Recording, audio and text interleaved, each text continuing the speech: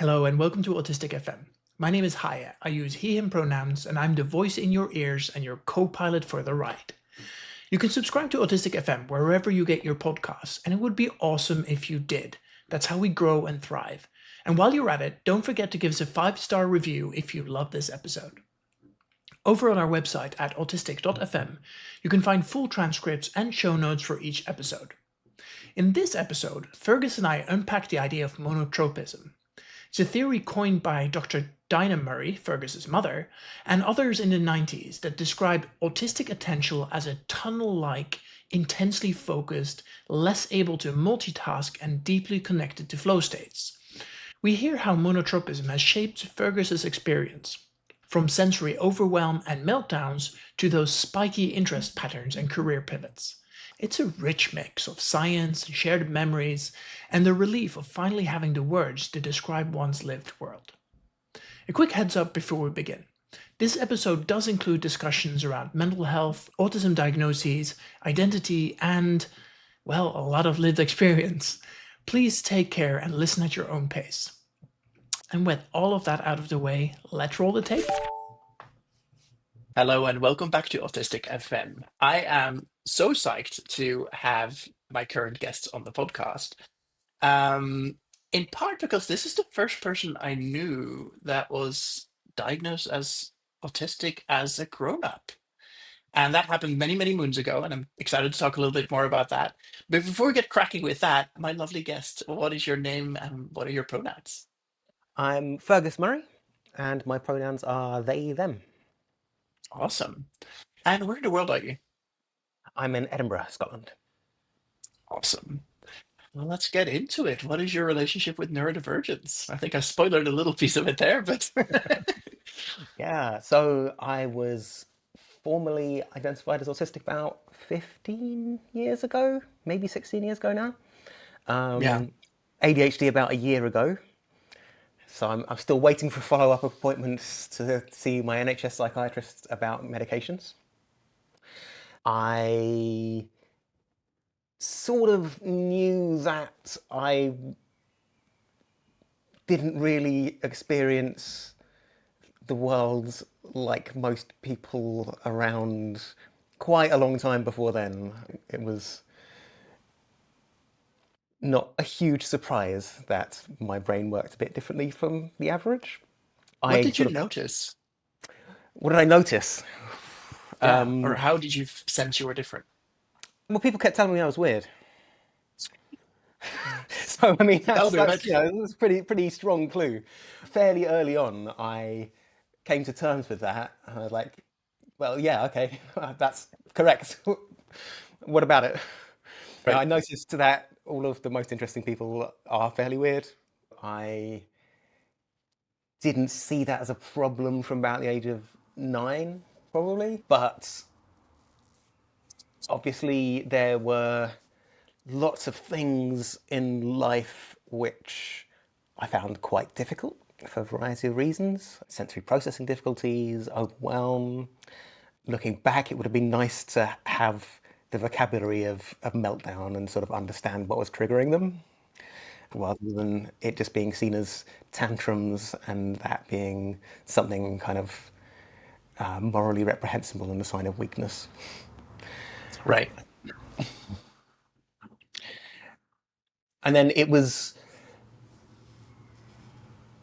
largely difficulties in my marriage that led me to have to seek a formal diagnosis. Breakdowns in communication, failures of understanding, as well as the sort of executive functioning difficulties that are such a common feature of autism, but more strongly associated with ADHD in the public consciousness, at least. Yeah, totally. I think in relationship, a lot of these things come to light in ways that they don't do when you're on your own. Not least because when you're on your own, it's like, well, there's dishes in the sink, but whatever, they're my dishes. I put them there. Like if I want them to go away, I can make them go away, right? There's less of an expectation to live up to other people's standards or expectations.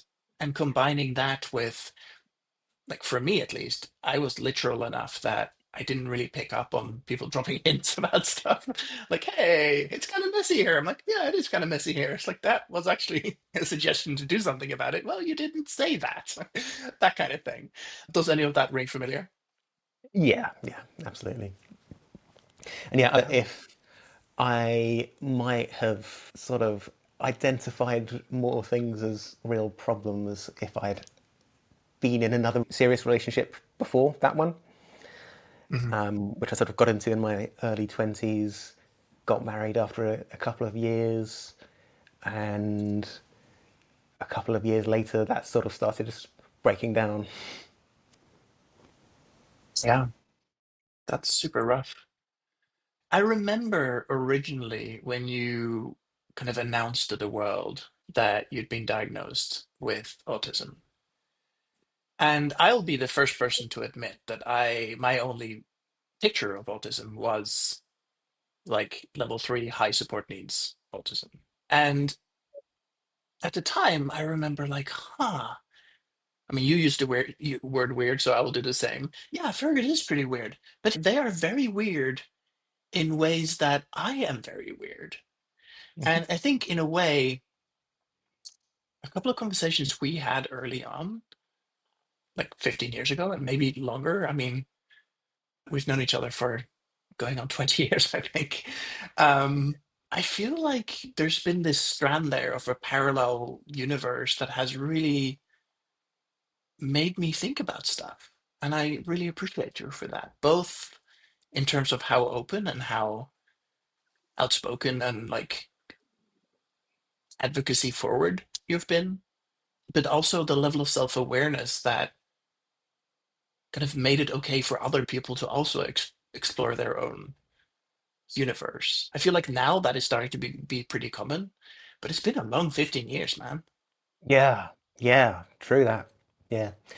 Yeah, I mean, I think I was fortunate in that regard in growing up with a mum who was thinking about autism since I was about 12 or 13 Mhm. and made lots of autistic friends over the years. And many of them were vocal advocates, although some of them were entirely non-verbal. Autistic people Vocal but actually, nonverbal is entirely possible. and that is true. Yeah, yeah. I mean, she made a video probably in the late 90s called Something About Us. So when I finally realized that we were autistic ourselves, because I think I made that realization around the same time as my mum, probably actually a couple of years behind her, Mhm. but we didn't really talk about it. Once we did, it was quite natural to want to talk about it and convey our understandings of it and so on. But I will say that I think the public announcement was probably still a couple of years after I was formally diagnosed as autistic. Perhaps we had a conversation separately. That's possible. Time is time. But either way, what I wanted to convey is that I'm incredibly grateful to you. And we haven't spoken in a few years, but you found me recently through a most delightful sense of happenstance. Do you want to quickly summarize that? Yeah, so I've got a chapter in a book coming out called Someone Like Me. It's the international edition of an originally Australian book about autistic experiences. It's an anthology of sort of personal non-fiction by autistic women and gender minority writers. So the marketing person, I guess, from the publishers was asking if I had any podcasts that I might go on to, talk about the book. And I sort of had a quick scroll through the search results for autistic in my podcast app. I was like, hang on. Oh, hi, as a side, You're he is that autistic person. after all. I was officially diagnosed like 2 months ago Okay. and have been self diagnosed since. the pandemic. I was like, hey, there is very little in this diagnosis and how people perceive autism that doesn't fit with me. And I think it's just time that I was honest with myself. And the podcast kind of started out as a exploration. I was like, I feel like I learn much better if I'm also putting out content. So let's go. And so I've had a number of really interesting interviews that have been incredibly powerful. And it's funny because when you reached out and you were like, oh, I wrote this piece and I read the piece, and I was like, wait a minute, the concept of monotropism, I've read the seminal paper that kind of started that. And only then did I make a connection that that person who wrote that paper was your mother. And I was like, oh, yeah, I knew that that's your mom's name. And somehow I had not, like, I'd not at all made that connection. I was like, wow, I feel pretty dumb. I've met this person several times. And so the topic of this episode is monotropism. And the way that you frame that really spoke to me, in part because I feel like a lot of the conversation around autism is around how hard you are around others. Like how hard is it to be around me as an autistic person, and how much do I bother other people? I feel like a lot of the DSM is like, how annoying are you to other people? And a lot of the other diagnostic criteria are, what can you observe about me? But there's very little that is like, hey, what is my lived experience? What is my, like, what are the things that are hard for me? And especially, I think, as somebody pretty late diagnosed, you end up getting really good at masking, right? And so the thing that the psychiatrist is interrogating is really like, it took me a few conversations to realize, wait a minute, they don't want to talk to the mask. They want to talk to the thing that's underneath. And I don't even really know what's underneath. And that was a hell of a journey for me. And seeing autism through the lens of monotropism feels incredibly right to me. And I think this is the time for me to hand over to you. It's like, would you tell me a little bit about what it is and how that um, connects with your life? Yeah, so historically, autism has been described from the outside by people who are probably not autistic and almost certainly don't think they're autistic, and who are predisposed to look for problems in people and try to explain the problems in terms of things that are wrong with a person. So in the early 1990s, circa 91, my mum, Dinah Murray, read a book called Autism Explaining the Enigma by Uta Frith, which really didn't explain the enigma at all. And she's like, hang on, I It think is I an actually can interesting explain the read in enigma. historical context, but yeah, it's yeah. Yeah, so she had just completed her PhD on the relationship between language and thinking, which she was developing her idea of the mind as a system of interests. What you're interested in at any given time pulls in your attention. So she's using interest in more or less the everyday meaning of the word. But it's important to clarify that it's not just like a long-term interest. Like, I am currently interested in this conversation and this drink, right? I won't be interested in the drink tomorrow. Dinah thought, what if what's happening here is that autistic people's interests are aroused in smaller numbers at a time and they pull in attention more strongly? That's really the germ of the idea of monotropism. So autistic people, according to this theory, are prone to entering attention tunnels where we tend to miss anything outside of what we're focused on. And we tend to get very absorbed in whatever it is that we're focused on. So this explains what in the DSM manifests as difficulties with social communication and imagination, in a sense that most people communicate polytropically. They communicate with many channels at once, and they expect you to be handling all of those channels in both directions. So they're not just using words to communicate, right? They're using tone of voice, they're using prosody, they're using facial expressions, eye contact, body language, and they're expecting you to interpret all of this information in the context of the social relationship between you and resolve any ambiguities in what they're saying on the fly. And they're expecting you to communicate in the same way. And most autistic people don't. Certainly when we're kids, we don't. Many of us get very good at learning to communicate like other people because we get a lot of crap for it if we don't. And, this is part of the reason why you and I didn't realise we were autistic until significantly later in life, right? Yeah. And my mum Well, too. I think the thing there is that it turns out if you're moderately intelligent or above, it's not that hard to fake. Right? You can pretend to have a meaningful conversation with someone, and then suddenly you have the reinforcement of, oh yeah, you're more accepted, you're more welcomed, you're more whatever. But in the process, you lose part of how you actually naturally communicate, or at least that was my experience. Yeah, yeah. But masking is a powerful thing. Yeah, we devote a lot of our processing resources to fitting in enough. Even if, like me, you're blessed with the realization from an early age that yeah, it's actually kind of okay to be quite weird.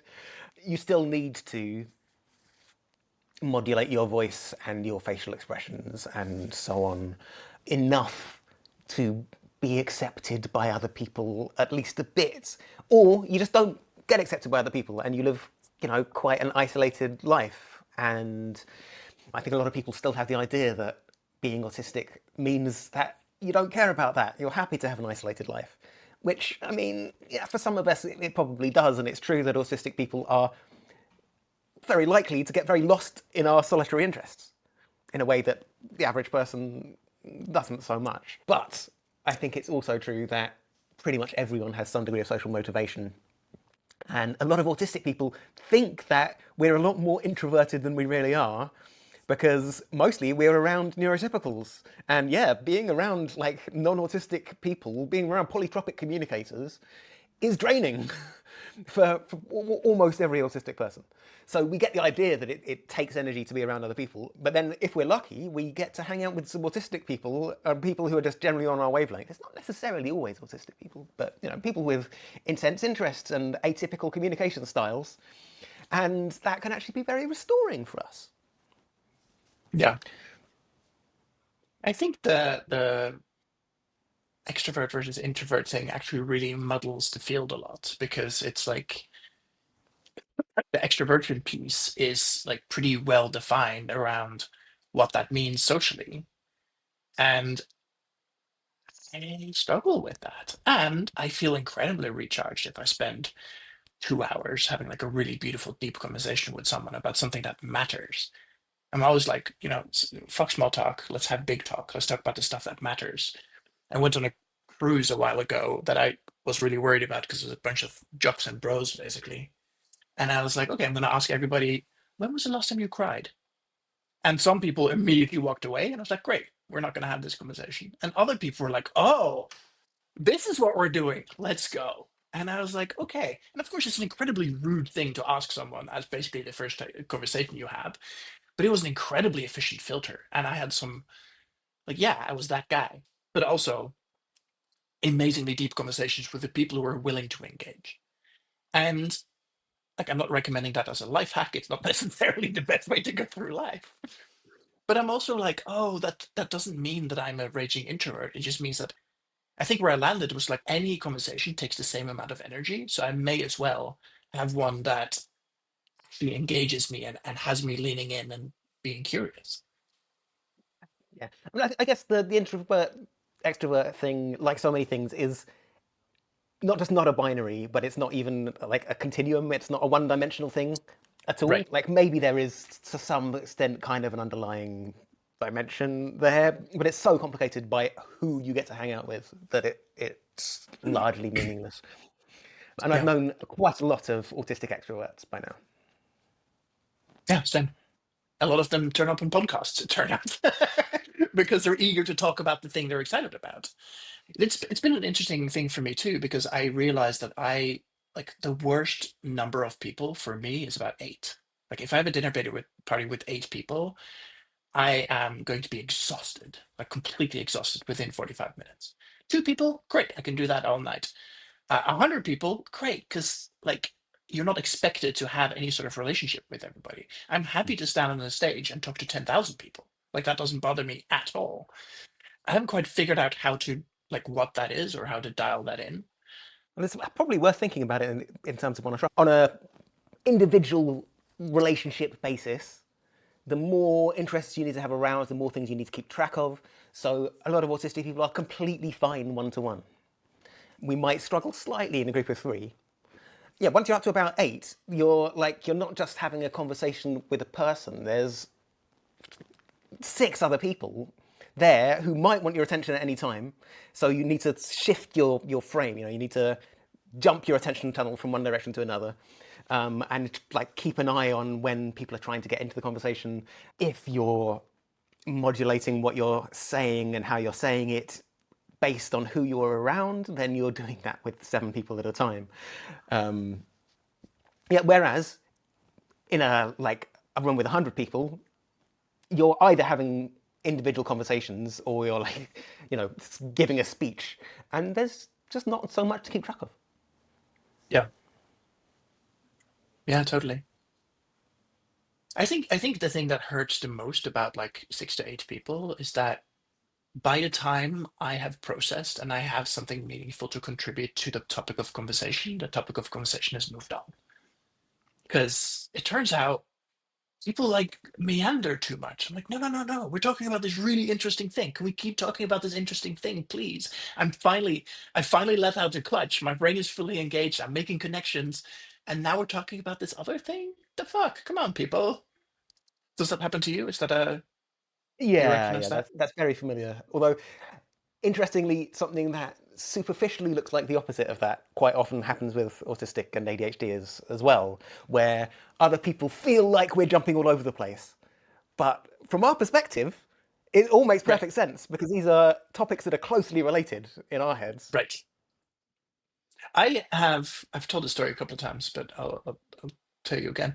I had one guest on the podcast who is the only episode I never published because this person was so ADHD that they started 14 sentences and finished one.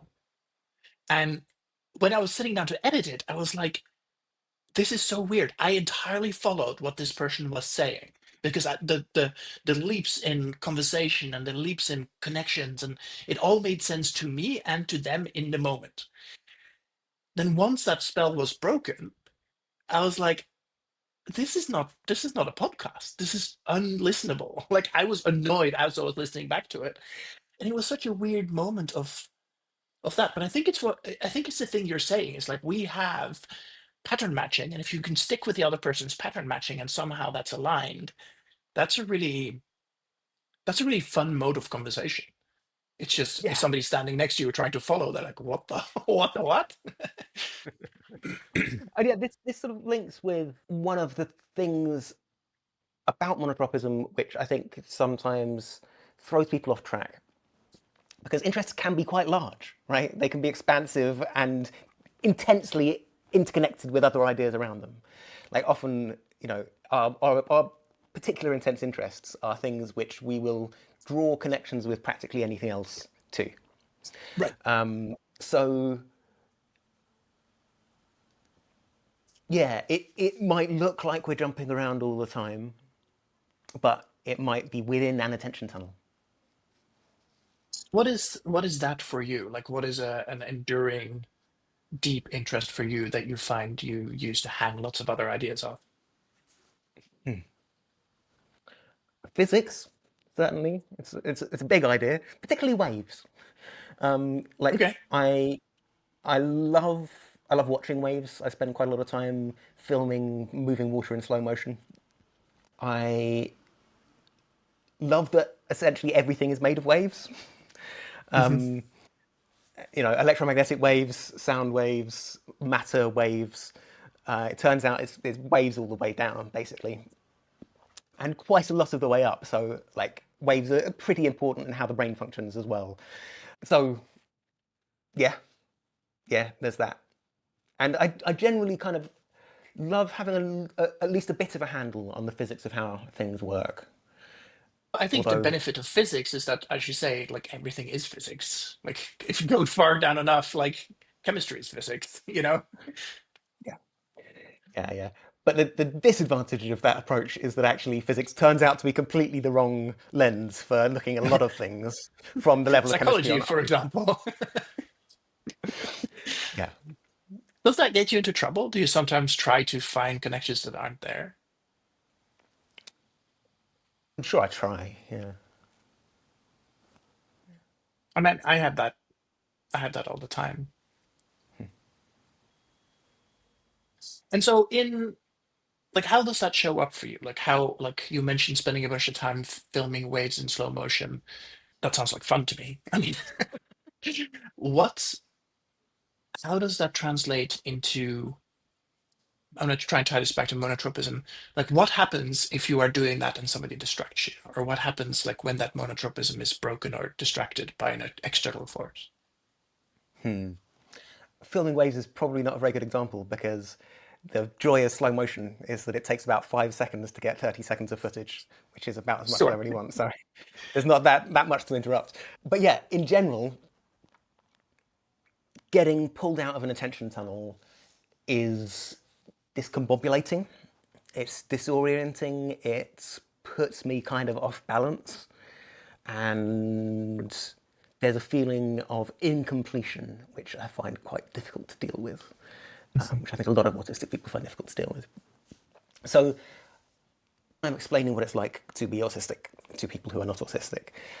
One of the things that I think is a really useful point of reference is almost everyone experiences flow states where you're totally in the moment, you're in the zone, nothing else really matters, you're just totally absorbed in a thing, you're likely to lose track of time. That very, very similar to monotropic experience. Like the descriptions basically look the same. This is an idea from sort of positive psychology, sports psychology, going back a few decades now from a guy called Csikszentmihalyi. But the whole idea of being in the zone is pretty familiar to most people, right? So most people have had the experience of, being insistently pulled away from their book just before the end of a chapter or an episode of something or a sports game. So if you know how discombobulating that can feel, and you can imagine that happening to particularly autistic kids at school many times every day, you start to get a handle on one of the reasons why things like school environments are so stressful for so many autistic kids. Yeah. And in the chapter in the book, you tie that to meltdown specifically. Could you say something about that? Yeah, I mean, I think meltdowns are very often associated with other people's attempts to pull autistic people out of their attention tunnels. It might not always look like that in the moment, but it very often is. And if it's not directly triggered by that, it's often preceded by that. So when autistic people have a meltdown, it tends to be associated with a feeling of not being in control and things being wrong. Often that's partly about sensory overload, which, again, if your brain throws all of its resources at a few channels at a time, that means that you're likely to experience some senses intensely, some sensory experiences intensely, but also it means that you have fewer resources left over for filtering stuff out, because filtering out sensory input is an active process. So a lot of autistic distress really comes from people treating autistic people as if they were polytropic. So expecting us to be able to just stop doing one thing and just immediately do another.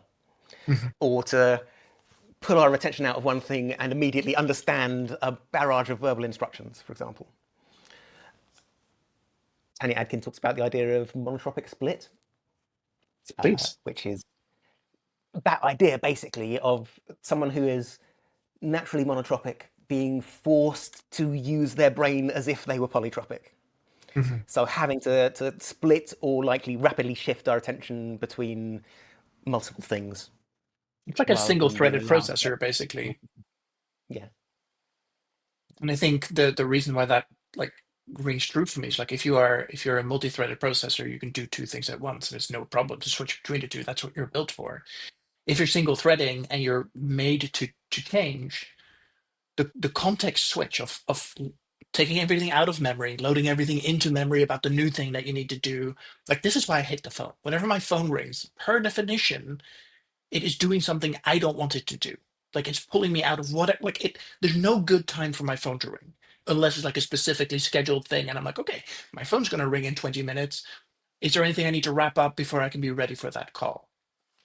Yeah, But my, yeah, my that answer rings phone in. message for the last couple of years has basically said, "Hi, you've called Fergus Murray's phone for some reason. Please don't leave a message. Please don't call me. If you've got my phone number, you have other ways to reach me. Thanks. Bye." Yeah, yeah, I will take by arrangement, you know, sure, but totally. it's my generally my least favorite mode of communication, really. I was in the Apple store at some point and asked to people if it was possible to uninstall the phone app from my phone, and they looked at me like I was a monster.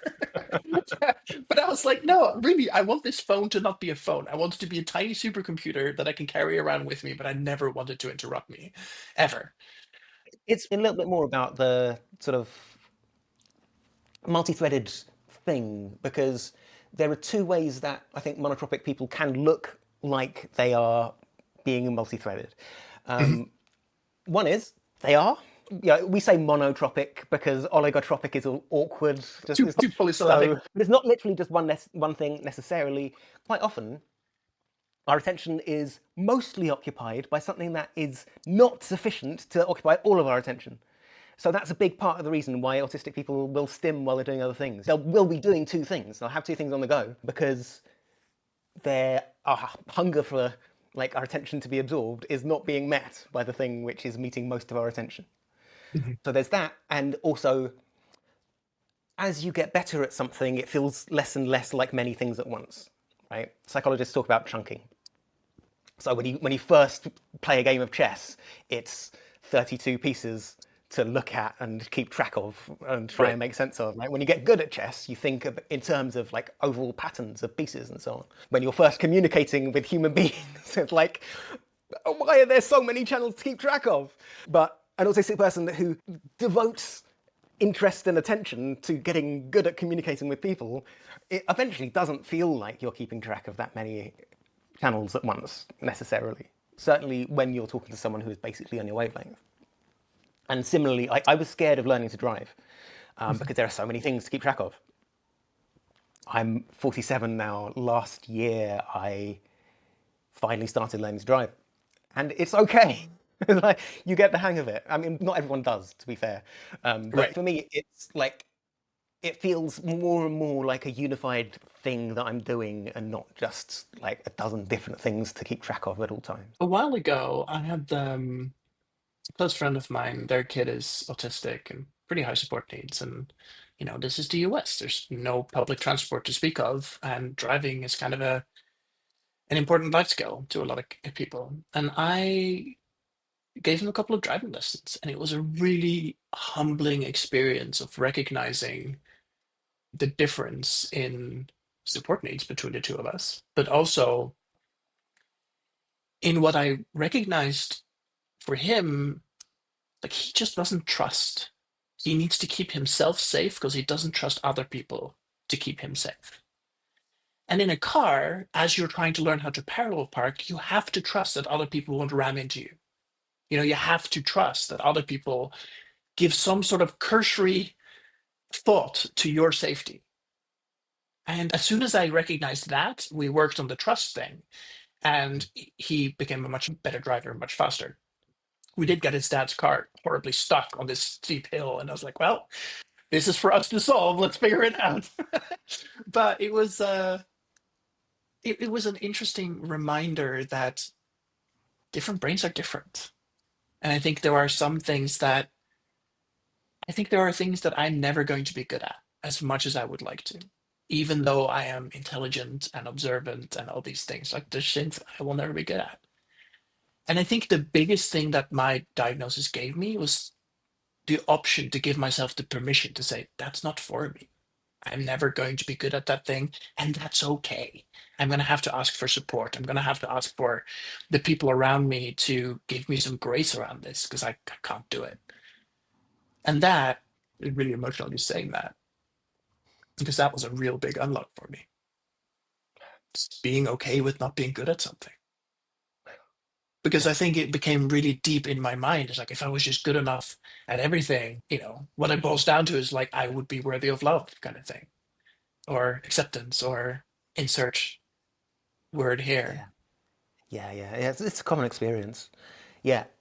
One of the things about understanding that you are neurodivergent is like kind of letting yourself off the hook a bit for things which are actually just outside of your capability. Right. So many of us grow up thinking we're just crap at being human. We're probably not trying hard enough. We're probably just being lazy. Like, no, Right. no. Turns out, it's just certain things are much harder for us than they are for most people in the population. Yeah, so that realization is massive. And I think I've made a bunch of choices doing things that nobody thought, me included, I would ever be able to do, Hmm. just to prove them slash myself wrong. Like I was And a that's policeman powerful for God's too. sake. You know, Right. that was Yeah. definitely who the hell does that? And I think it was just me proving myself wrong. I was like, I could never do that. Couldn't I? Maybe I could. And then I did it. I was like, huh. And in retrospect, I'm like, what the hell is wrong with you? Why would you do that? But it's And one yeah, of those like, things. there's a lot to be said for, proving that you actually can do things as well. And there's a very difficult tension to resolve there, I think. Right. Where you don't want to say, "Oh, never mind, dear, you're autistic. You'll never get the hang of it." Right. At least you don't want to be too quick to say that, right? But you do want to let people know that it's okay to be kind to themselves and like, yeah, some people are better at some things and find other things harder. Humans just vary enormously, and that's not the fault of the individual human. We all have limitations. Right. Well, and that's the spectrum part of the ASD, right? Like Mm. we may both be autistic, but we are very different people, both as humans, but also in terms of how our brains process things, as how we make choices, how we interact with each other in the world and ourselves, for that matter. Yeah, and this is why neurodiversity is such a key insight from the autistic community, but one which really everybody ought to be taking on board because there is no one default kind of human. Right.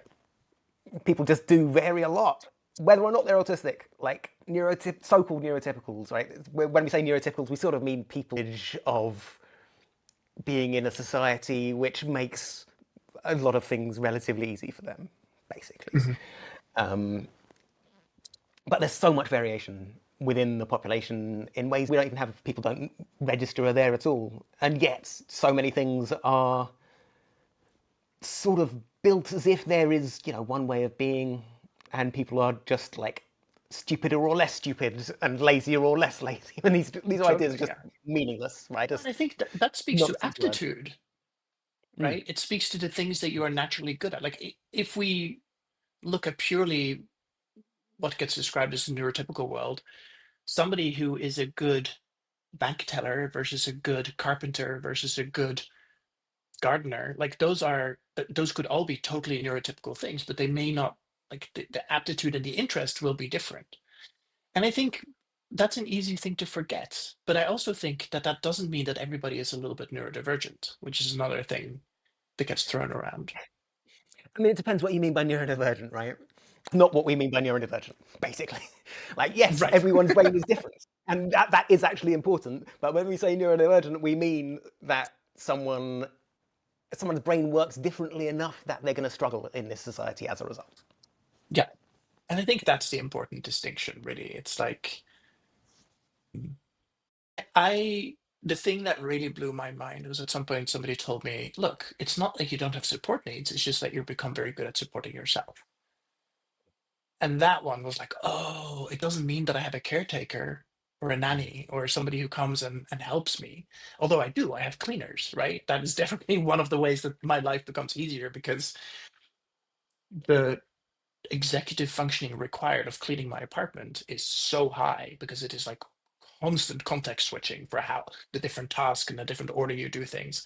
Like, I learned a very long time ago that that just isn't for me. And it turns out if I have enough money that I can pay somebody else to do it, great, I will do that. And I mean, that's one way to have some level of a support need met, I think. The aptitude thing is interesting. It's one of the things about being autistic is we tend to have like a spiky profile of aptitudes, right? We tend to be good at some things and really terrible at others. And Right. a lot of that is to do with monotropism in a couple of different ways. Whatever we focus our monotropic superdrive on, we are likely to get very good at. There might be exceptions, there might be things that we'll just always be crap at regardless, but if it captures our interest, it's very likely that we will develop a high level of skill. Other things just never capture our interest, and we're never going to get good at them. And other things, like you say, require like constant context switching. So they're sort of fundamentally pretty difficult for a monotropic person. Although, again, with sufficient chunking, practically anything can feel like one attention tunnel. So, if I was just devoting my life to cleaning houses, I reckon I'd be really good at it. I'm not Absolutely. doing Yeah. that. I'm not good at it. Right. Well, that's actually a really good reminder. It's like I cannot muster the interest to get good at cleaning my apartment. And I think that is something I can choose to get good at. Maybe. I don't know. Maybe, right? I haven't tried. And if I never have to, that would actually be kind of wonderful. Yeah, that's fascinating. You mentioned spiky profiles, and that sounds like it's a technical term that I'd love for you to kind of expand on a little bit. Yeah, so the idea of spiky skills profiles in autistic people goes back a long way. Again, it's one of these things that helps explain a lot about autistic experience. And it's one of these things where people sort of tend to assume that if you're smart, you're just smart, right? Like, why do you find this so difficult when you're really good at maths? And it's Yeah. like, and there's yet like, I don't completely dismiss the idea of general intelligence, but I do think that it is extremely misleading because I think there are lots of different ways to be intelligent, and it doesn't necessarily transfer from one domain to another. So it's often been observed in autistic people that we tend to have major gaps, right? Like the average person will have more similar skills across different domains, like skill levels, than the average autistic person, who is likely to be super good at things which they're particularly interested in. And often, in many cases, quite bad at understanding how other people are going to react to things, for example, particularly neurotypicals. So a big part of why we're likely to struggle in work and in education is because of this sort of largely unstated assumption that if someone is good at some things, they're going to be good at other things. So, like, a lot of autistic kids get in a lot of trouble at school because teachers won't believe that they're actually just really shit at certain things. They think we're being lazy or rude, but no, we genuinely don't understand. And a lot of the time, teachers will like just absolutely will not accept. I don't understand. They'll think Right. we're just being cheeky. pretending not to understand, to mess with them. I don't even really know what's going on there, but I know that it happens a lot to a lot of autistic kids at school, Yeah, and totally. quite a lot of autistic adults in employment as well. You know, And people in work, people think we're just going to get things without having them explained to us, and they think because we have the skills required to actually do the job really well, we're going to be at least competent at all of the other things which are not really part of doing the job, but kind of are. Mhm. Very often, autistic people will thrive for a while in the workplace and then they will get tucked out in their ear because they didn't realize they were supposed to do something that nobody ever told them that they had to do. Or they will be expected to do networking and promotion and like wear the right kind of smile on their face while interacting with people and Right, wear uncomfortable clothing, and that's just not in their skill set. totally. And I think it's really interesting to hear where uncomfortable clothing described as a skill, but I think that's, yeah, I think that's there. I recently started a new job and I was invited along to a leadership summit, and there's five of us in a room for like 2 days, and it was exhilarating. It's like really mentally inspiring. But then in the evening, we had like a dinner for everybody who's based in New York for this company. And it was a room that was made for 18 people that had like 40 people in it. And I am open. Like everybody I work with knows that I'm autistic and have needs around sensory stuff. And to their credit, several people who knew me at that table were like, hey, if you need to bow out, you don't have to stay. And it was so beautiful to hear that, to hear me reminded of the ability to just leave if I need to.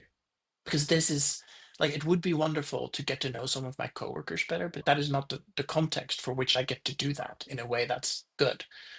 And I ended up really deeply embroiled with the person sitting right next to me with a conversation for a stretch of time.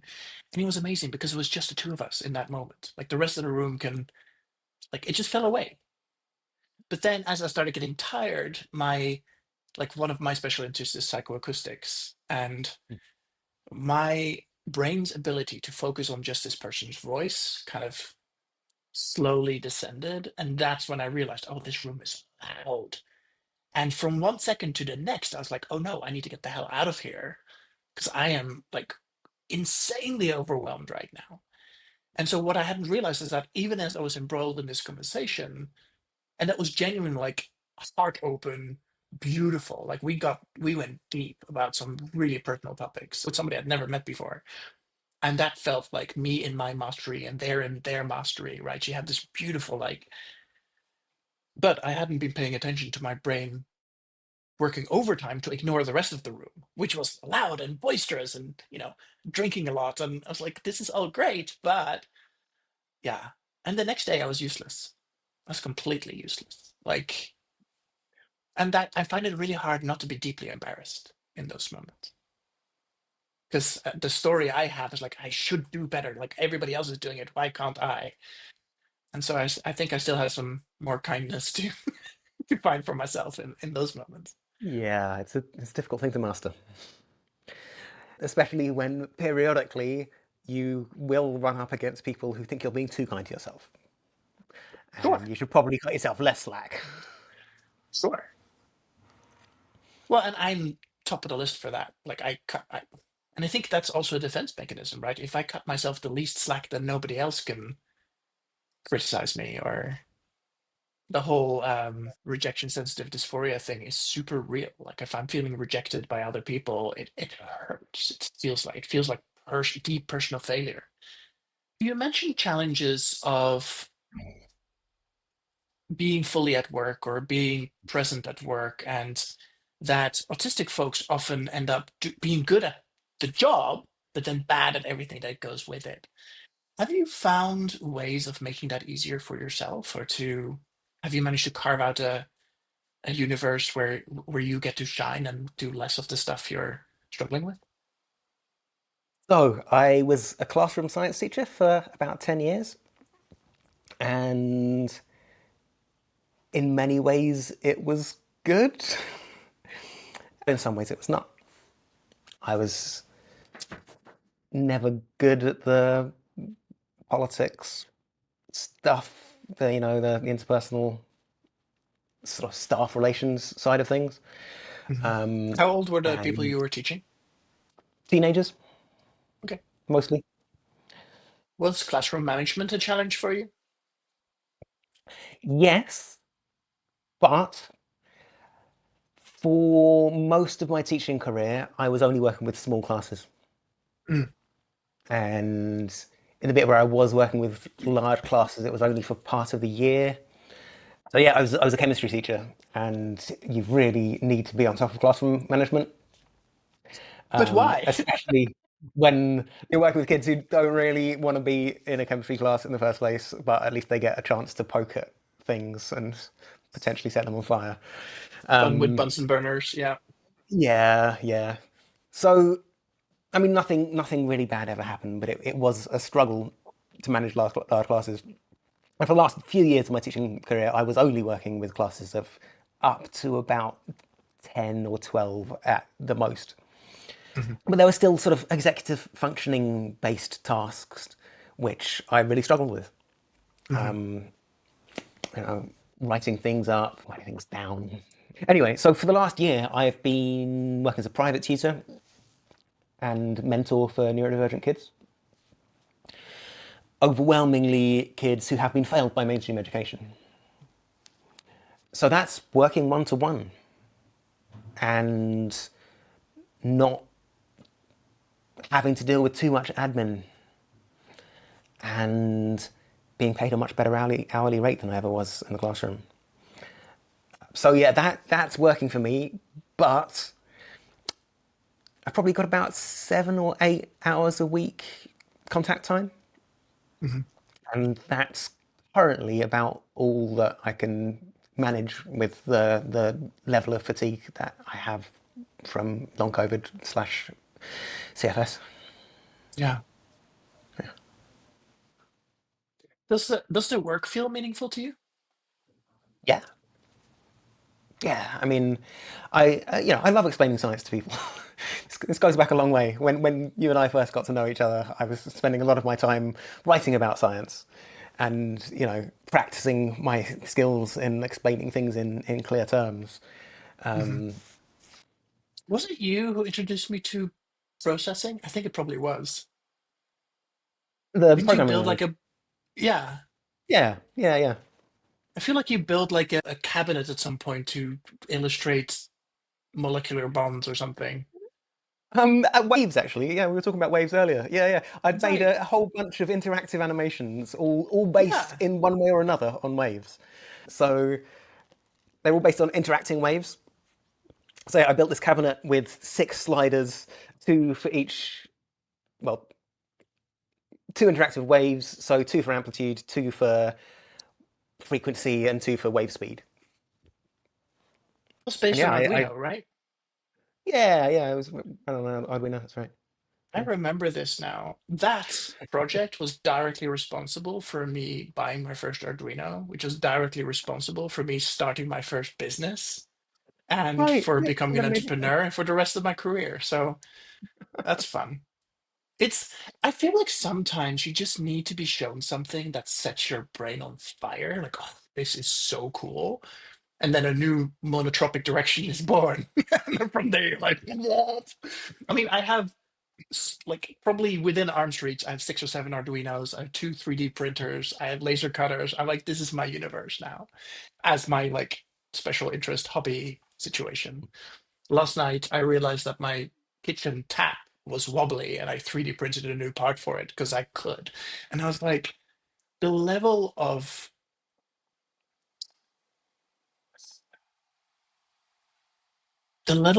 of satisfaction from seeing a problem, realizing, oh, I can fix this, designing something in CAD, printing it, it just working first try. And I was like, oh, I've built some mastery here, right? It Mm. was a really beautiful reminder of like, oh, there are things I'm good at, especially at the end of a week where I felt like I couldn't do anything right, kind of thing. It's It's pretty magical. You're clearly actually really good at a whole bunch of stuff. I don't know if that's somehow eludes you.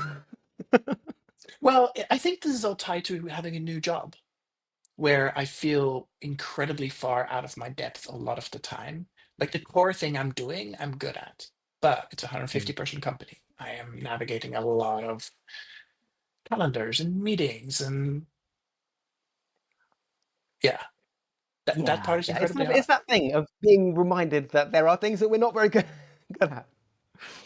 Yeah. And sometimes those things turn out to be really important. And it's, yeah, yeah. In that context, I know it's quite easy to forget that you are actually very good at some other things Well, that are and this also is where I important. spiral. This is where I spiral because I end up being bad at one little thing.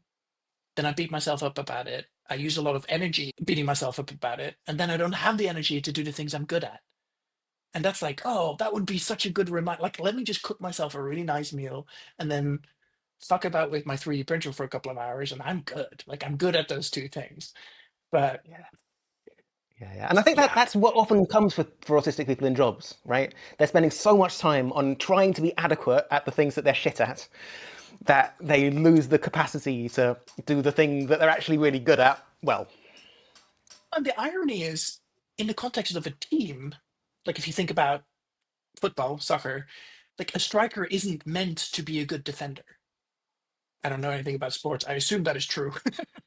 But like you have a team around you. Like the best people only do what they do best by letting them focus on the thing that they are best at. Let the person who is the best at the thing do their job and let everybody else backfill.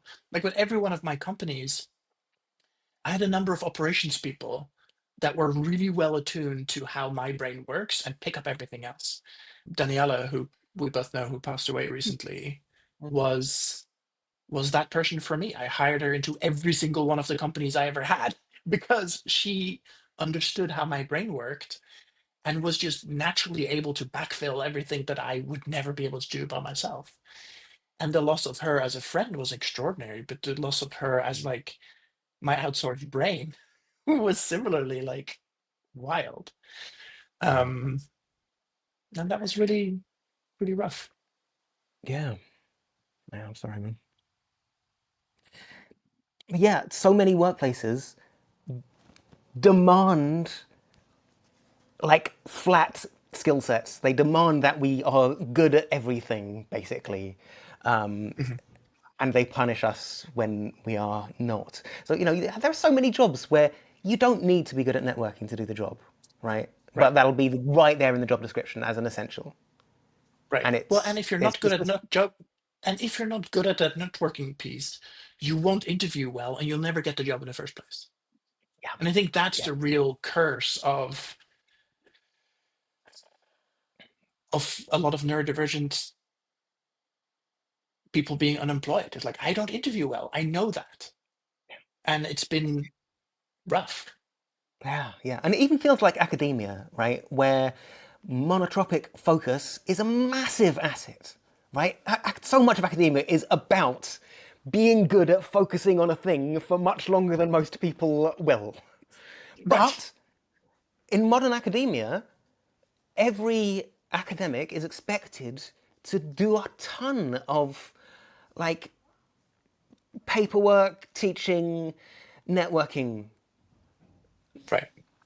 So a lot of autistic people and a lot of, people who don't think of themselves as autistic but are clearly quite monotropic are being driven out of academia because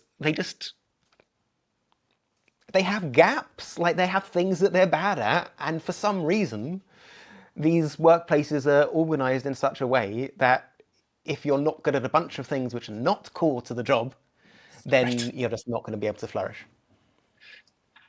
Yeah. It's really sad. Yeah, yeah, it's an outrageous waste. And yeah, like a lot of us end up being self-employed, right? Which has many Yes. advantages for the monotropic person, but Yes. you need to again like take care of the admin. You need to take care of the promotions, at least until you reach a point where you can hire someone else to do that stuff for you. Right. Yeah. Ah, Fergus, this was a wonderful conversation. I appreciate you. I have a couple of questions that I love to close out on. And the first one is, what do you wish neurotypical people deeply understood about neurodivergence? All the things that autistic people have been trying to explain to them for 33 years now. So yeah, monotropism, like it's for me, it's indispensable for understanding how autistic people experience the world. The double empathy problem, credited to Damien Milton, who wrote about it very eloquently, probably 20 odd years ago now. But Jim Sinclair was writing about that basic idea back in the early 90s, at the same time that they were sort of developing the basic idea of neurodiversity, which was sort of named in the mid to late 90s. But yeah, the idea has been there, and it's been being explained for a third of a century now, and often very clearly, but usually by people who other people don't listen to, because they're clearly disabled. They're not high-ranking academics. Yeah. More of us now are more able to communicate clearly, probably. But many of those who are still, either never were in academia or are really struggling to stay afloat in it. I know so many brilliant autistic scholars who just about managed to stay in work for now, but who should be, absolutely shining lights of the field of autism studies. Yeah. Yeah, no, I hear you.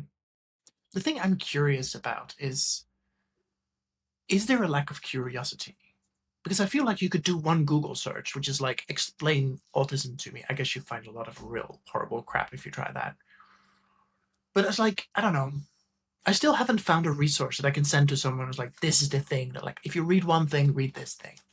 And it must be out there, but I keep searching, and often it's close, but it's not quite there. Could I suggest monotropism.org? I I think that would be a great place to start. Yes. Yeah. But yeah, there was a lot of bad stuff out there about autism, written by highly qualified people who are taken more seriously by the public at large and by policymakers and so on than they ever really deserve to be. Right. You I know, think it speaks to something you mentioned earlier, which is that if you're smart at one thing, people think you're smart at other things. Like Richard Dawkins is a great example. If you talk about evolutionary biology, he's your guy. For everything else, let's maybe leave him be. But it's the thing. Like, you have such a huge influence in one sphere that somehow the assumption is that you know everything about everything, and that's just not how that works. Yeah. yeah. And yeah, psychologists who may well have lots of insight into some of the things about how some brains work, minds really, if talking about psychology, turn their attention to autistic people, and it's like the early anthropologists going to like what they saw as savage tribes and not really listening to the people that they were observing very much. Yeah. And yeah, I wish that modern psychologists would learn more from history of anthropology, because it's not a perfect field, but they've learned some very valuable lessons about cultural humility along the way. And what not to do. Yeah, for sure. Oh, this is fertile ground for lots of conversation, but I'm trying to wrap this up. So I might have to have you back on another episode. And my final question, can you tell me of a time where you were seen and loved in exactly the right way for you? Yeah, I knew that was a question that I should have prepared an answer for. I love that you didn't. Times when I've had an audience of people who are very interested in what I have to say about science. There have been a few such times. Yeah. I appreciate being valued for my ability to explain things. And over the last few years, that's been mostly autism and neurodiversity more broadly. Right. But I think that's, just one of the things that I understand and I can mean, explain to other people. the number of autistic folks who make autism their monotropic interest is It's, predictable. yeah, And I'm all out there now. it means that there's a lot of really good, deep, nuanced thought out there. My challenge is, unless you are also of the same monotropic ilk, it is often impenetrable. Like, you need to have a lot of context and understanding before some of the really good thinking makes sense to you. That's true for a lot of academia, right? If you are moving like hard math forward, well, you can't do that with grade school math. You have to stand on the shoulders of giants. And I think like Yeah, a lot of the movements that are happening now, a lot of the theories, a lot of the thinking, I think it's really exciting to see what is happening academically in the world of neurodivergence. And yeah, you kind of have to be an expert to understand it. A lot of it. yeah, yeah. And I think that was a big part of my mum's difficulty actually with getting the idea of monotropism, which he started publishing about in 1992. We have some high profile physicists that are on TV a lot that are very good at translating theoretical physics or planetary physics or whatnot into entertainment, essentially. And I feel like we're missing that for autism. We're missing the somebody who can be like hey, I'm an engaging personality who can explain things on multiple levels, who can have strong opinions, but who is both accessible but also inspires people to go deeper into the fields they're in. And Yeah, I'm curious whether if we find somebody like that for autism, we kind of need somebody who has two monotropism. One is communication and storytelling, and one is, autism. And I think yeah, that's rare. There's not that many people who are yeah, able to or are willing and interested enough to do that. I know people who are yeah. able to do it. You're able to do it. We're partway there with Chris Packham, Mhm. but so far he hasn't necessarily been that great at listening to other autistic people. So a lot of what he's communicating about autism is sort of from the lens of the, historically dominant perspectives rather than the way that most other autistic people think about it and experience it. Yeah. Yeah, absolutely. My friend, it's been an absolute delight to nerd out with you for an hour. There's a lot more things I want to talk about, but in the interest of trying to keeping these episodes to a reasonable length, we'll close it out there. I really appreciate you for being on the podcast. Thank you so much for your time. Yeah, it's better. It's great catching up with you. Thank you so much for listening to Autistic FM. If this episode sparked a new thought, made you feel more seen, or introduced you to a concept like monotropism for the first time, we would love to hear from you. A huge thanks to Fergus Murray for sharing so candidly. Your insights and science-first curiosity always illuminates.